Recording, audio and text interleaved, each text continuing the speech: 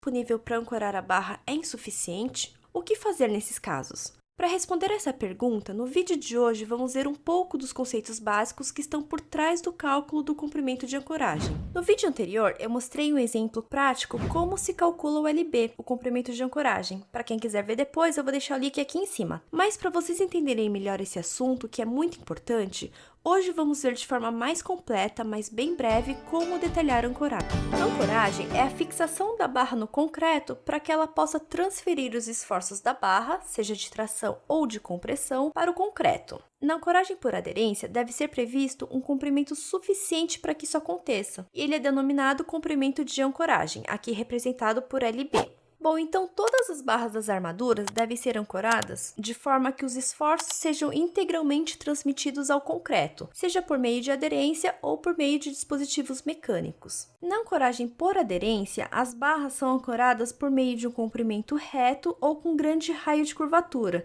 seguido ou não de gancho, de forma que o atrito entre a barra e o concreto é mobilizado para resistir a uma força de arrancamento, e esse comprimento é denominado comprimento de ancoragem. E existem dois tipos diferentes de armadura: a armadura passiva, que é utilizada em concreto armado, e a armadura ativa, que é utilizada em concreto protendido.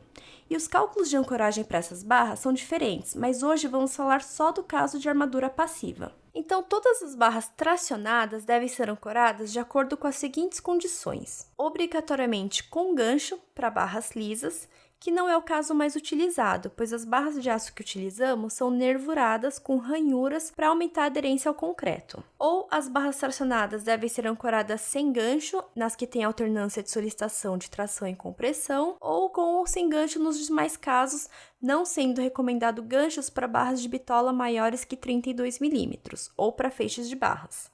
Isso para o caso de barras tracionadas.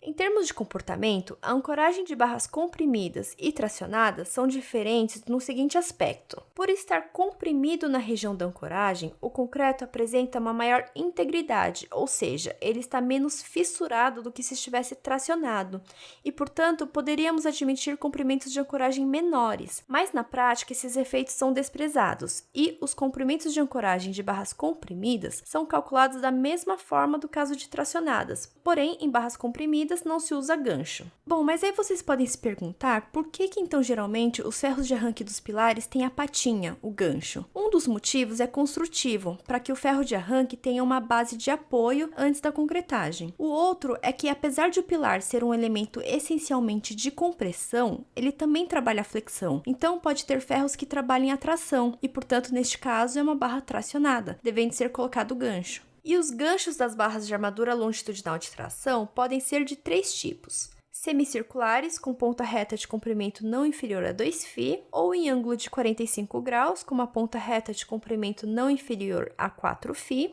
ou em ângulo reto de 90 graus, com uma ponta reta de comprimento não inferior a 8φ. Agora, o diâmetro do pino de dobramento dos ganchos estão resumidos aqui nessa tabela, de acordo com a norma NBR 6118, sendo que para o caso de barra CA50, que são as barras comumente utilizadas em concreto armado, eles devem ser de no mínimo 5φ para bitolas menores que 20 mm e 8φ para bitolas maiores que 20 mm.